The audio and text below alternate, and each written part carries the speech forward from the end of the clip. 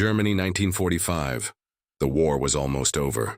But inside one hospital, American soldiers found a message waiting for them. Not written on paper, not spoken by a commander. Hidden in wires, charges, and explosives. A hospital, a place built to save lives, had been turned into a weapon. It was not just a trap. It was a message.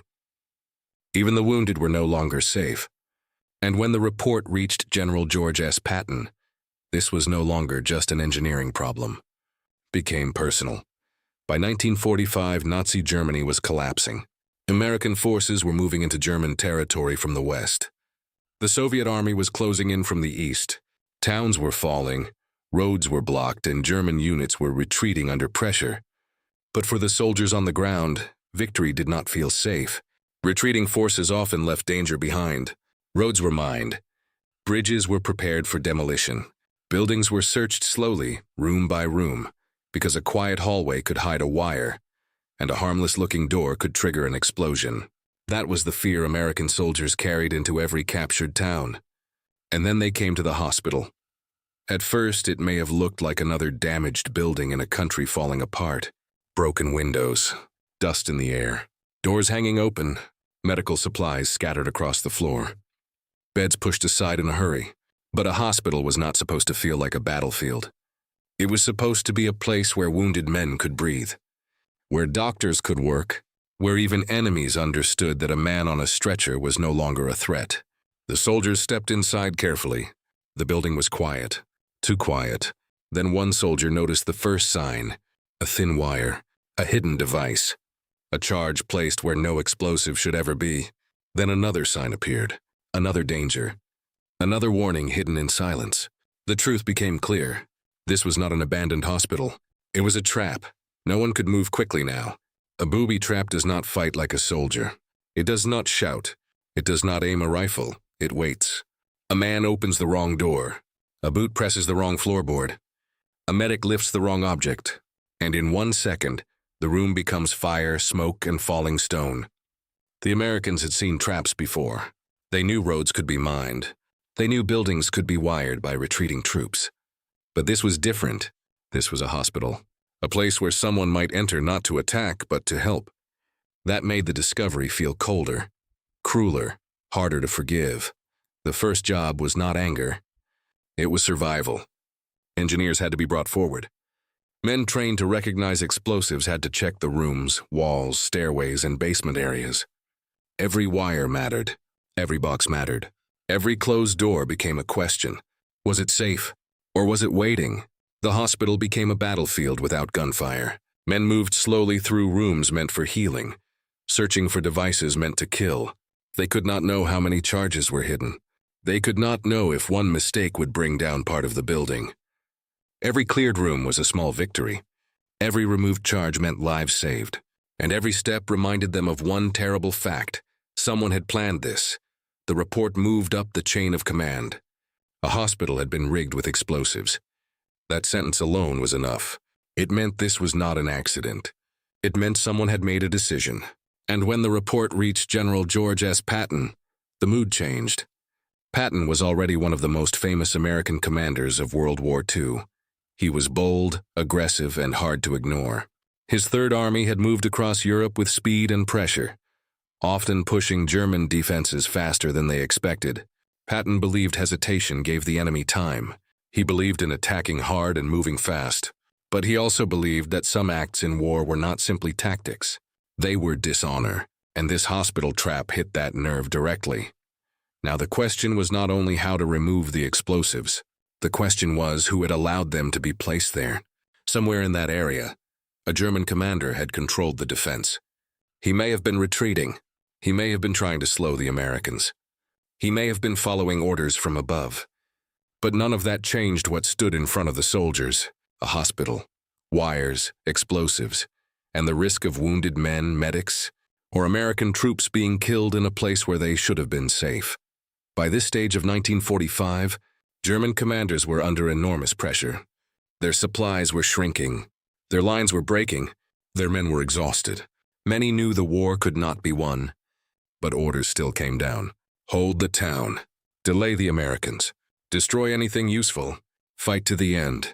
Some commanders obeyed because they still believed in the Nazi cause. Some obeyed because they feared punishment. Others simply followed the machine, even as it collapsed around them. But pressure does not erase responsibility, and this commander may have expected defeat.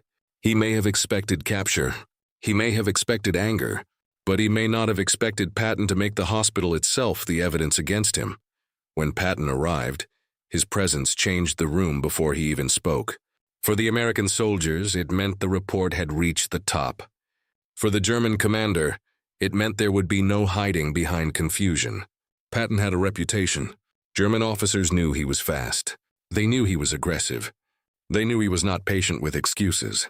And now he was facing the commander responsible for that area. The exact words spoken in moments like this are difficult to confirm. Battlefield stories often change as they are retold.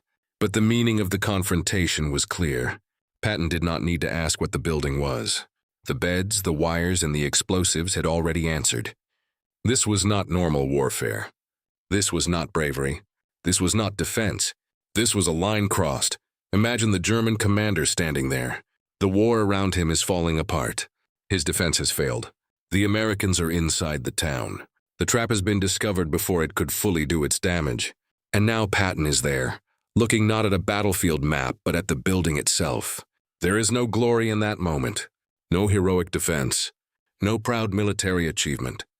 Only a hospital filled with evidence. For that commander, this was a different kind of defeat. Not only losing ground, not only losing a town, but being forced to face the meaning of what had been done under his authority. For the soldiers who found the explosives, Patton's reaction mattered. They were the ones who had walked into that building. They were the ones who had stopped before the wires.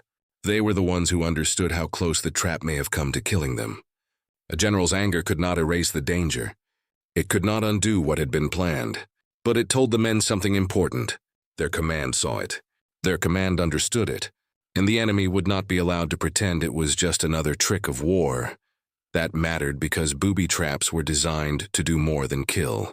They were designed to create fear, to make soldiers doubt every room, to make them slow down at every door, to make them feel that even victory was unsafe.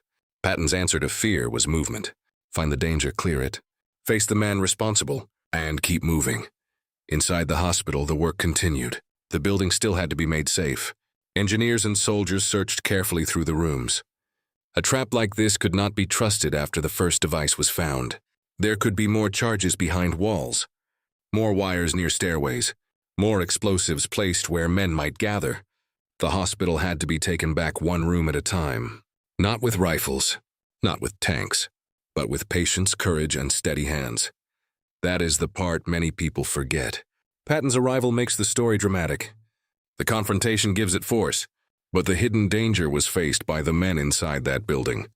The men who had to search. This event did not decide World War II.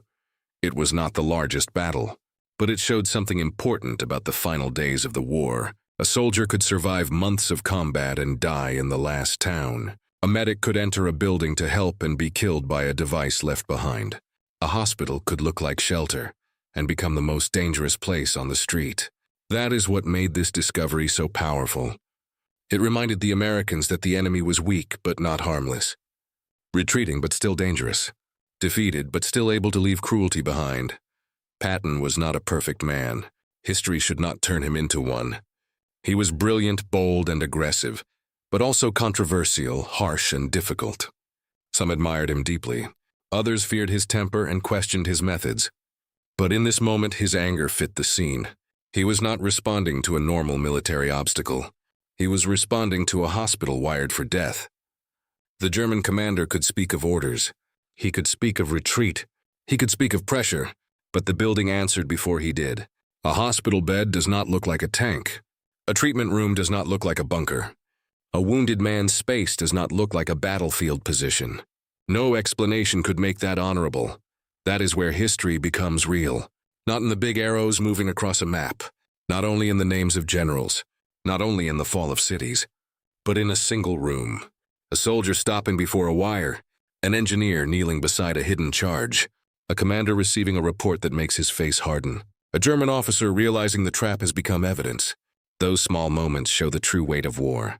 They show what decisions look like when the noise fades and only the facts remain. After the confrontation, the Allied advance continued. It had to. There were still more roads to cross, more tow. Some German units surrendered. Others kept fighting a war already lost. But that hospital remained a warning. It showed American soldiers that the final stretch could still be deadly. It showed commanders why every captured building had to be treated with caution. And it showed that in war, the most frightening danger is not always the enemy you can see. Sometimes it is the one left behind in silence. For viewers today, the lesson is simple. A commander under pressure still has a choice. An army facing defeat still decides what it will protect and what it is willing to destroy. That is why this story still matters, because the hospital was not just a building. It was a test of responsibility, a test of restraint, a test of whether humanity could survive when the end was already near. Germany, 1945. The war was almost over. But inside that hospital, one truth became clear.